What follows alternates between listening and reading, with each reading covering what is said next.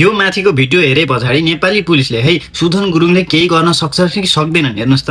यो चाहिँ के लापरवाही होइन? जनताले कुनै एउटा टिकटकको लागि भिडियो बनायो होइन, केही बनायो, यो भन्न खोजेको होइन कि यो चाहिँ सही हो, त्यो पनि गलतै हो होइन। सजाय पाउनुपर्छ, चिट काट्नुपर्छ, यस्तो गर्नु हुँदैन भन्ने त्यो ठिक हो। तर अब हेर्नुहोस् त, यता 3 जना उता 3 जना हुन् त। अब शेरबहादुर देवालय त राम्रो होला, भित्र सेफ होला होइन, तर त बाहिरको मान्छेले त सेफ छैन नि त। अब हेरौँ, गाडीको नम्बरदेखि लिएर हरेक कुरो सबै डिटेल्स छ। कतिको कारबाही गर्छ कि गर्दैन, जनतालाई पनि समान हो कि ठुला नेतालाई पनि समान हो, यहीँबाट थाहा हुन्छ क्या कतिको दम पावर छ कि गृहमन्त्रीको नेपाली पुलिसको। हेरौँ है त साथीहरू, कतिको दम रहेछ।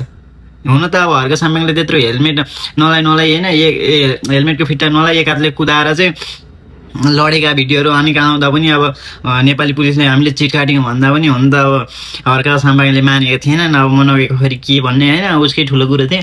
हुन त एउटा सांसदलाई मजाले चिट काट्न सकेका छैनन्। अब यिनलाई काट्छ कि काट्दैन हेर्दै जाउँ दम कतिको रहेछ है त।